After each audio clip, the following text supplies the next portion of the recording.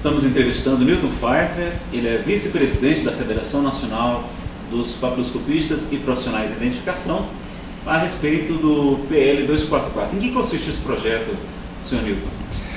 O PLS 244 de 2009, de autoria da senadora Idely Salvati, apenas declara a oficialidade das atribuições dos papiloscopistas, que exercem as atividades de perícia papiloscópica e necropapiloscópica.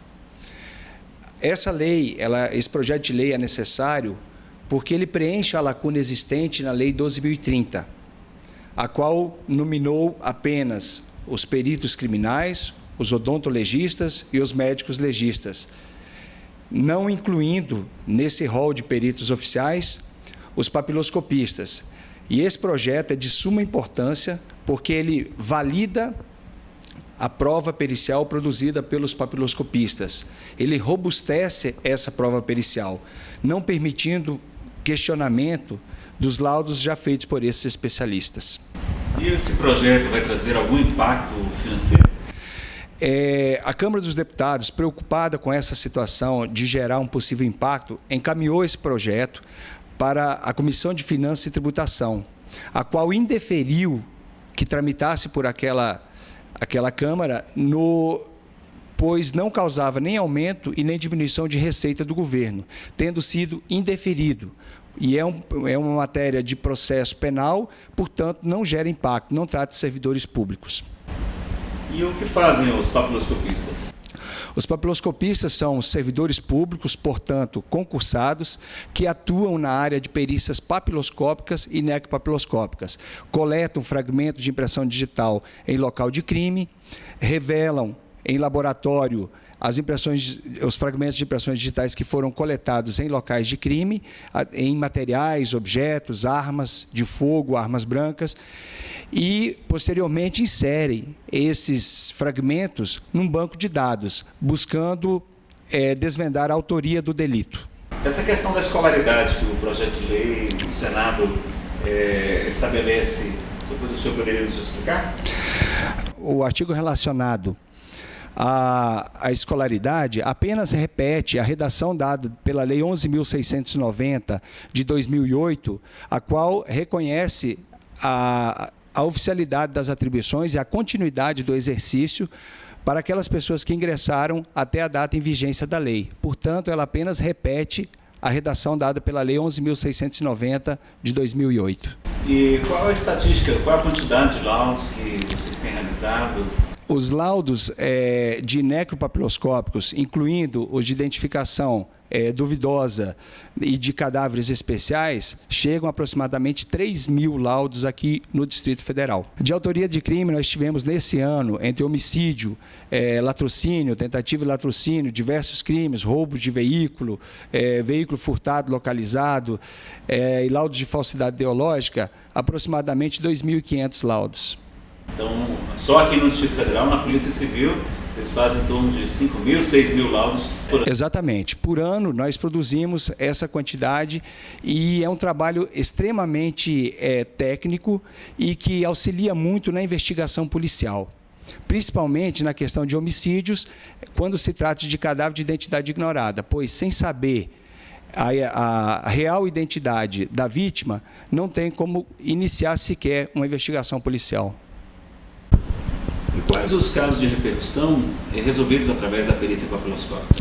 Os casos da repercussão, nós podemos citar alguns. O furto milionário com túnel do Banco Central do Ceará, a carta-bomba do Itamaraty no ano de 95, o assalto de Barra de Ouro no aeroporto de Brasília, o incêndio no alojamento de africanos na UNB, o estupro resolvido com as impressões digitais em preservativo no Distrito Federal, a prisão do traficante internacional Ramírez Abadia, o furto de notebooks em container da Petrobras, a Operação Progeria, centenas de benefícios fraudulentos. E nós podemos também... Também da professora no parque? Nós temos também o caso da professora, que foi encontrada morta no parque da cidade, no estacionamento do parque da cidade, e que foi recolhido um fragmento de impressão digital numa sacola plástica que se encontrava dentro do veículo, que continha ovos de Páscoa em seu interior, e após análise em laboratório desse fragmento de impressão digital, nós conseguimos chegar à autoria do criminoso. E os casos em que se é utilizada a identificação de cadáveres, né? Nós temos a identificação de cadáver, nós fazemos junto aos IMLs, vários estados só liberam os corpos a partir do laudo papiloscópico. Nós também fazemos a identificação necropapiloscópica em acidentes de massa. Nós temos aqui os casos da voo da Gol 1907, o voo da TAM 3054, da Air France, o AF 447. Nós temos também o terremoto no Peru, enchentes na região serrana do Rio de Janeiro e, recentemente, o caso da Boate Kiss. E quais são os destinatários dos laudos dos papiloscopistas, né? Para quem vocês encaminham os seus laudos? Nós encaminhamos, os nossos laudos são encaminhados para a autoridade policial, para as varas criminais, para os institutos de medicina legal de todo o nosso país, as delegacias de imigração. Nós fazemos os laudos também para a Interpol, para o Itamaraty, o Supremo Tribunal Federal, além do INSS. Seu Pfeiffer, e na questão do laudo e do auto de identidade, há alguma diferença entre eles? É preciso deixar bem claro, o papiloscopista produz laudo, diferentemente do auto de identificação. A autoidentificação é o relato ditado ao escrivão no momento da avaliação da situação. Laudo é o relatório produzido posteriormente, após uma análise minuciosa, e ele é assinado pelo perito. E quanto aos laudos papiloscópicos, eles têm autonomia ou eles dependem de uma chancela, de uma aprovação de alguém? Não é? Eles são meros auxiliares? Não, ou eles realmente, o papiloscopista tem autonomia de elaborar laudos policiais? Foi julgado na DIN 1477 de 97 pelo Supremo Tribunal Federal, onde consta que os papiloscopistas terão independência técnica científica na elaboração dos laudos que vierem a realizar. No voto do ministro Otávio Galotti, diz ainda que são atividades essencialmente técnicas e que, portanto, não podem ficar subordinadas a outras interferências ou a outras ingerências. Existe um tripé das polícias científicas no país. Esse tripé ele é composto pelo Instituto de Medicina Legal, pelo Instituto de Criminalística e pelo Instituto de Identificação, não havendo grau de subordinação entre eles. E qual a importância da aprovação desse projeto de lei do Senado 244? Por que a presidenta Dilma deveria sancionar esse projeto?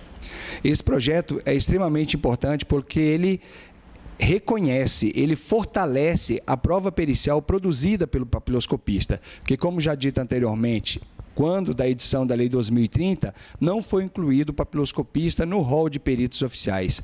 Esse projeto ele é de interesse público, esse projeto ele traz segurança jurídica à prova produzida pelos papiloscopistas e esse projeto traz dignidade a essa categoria que tanto tem contribuído para a redução de crimes no nosso país. Muito obrigado.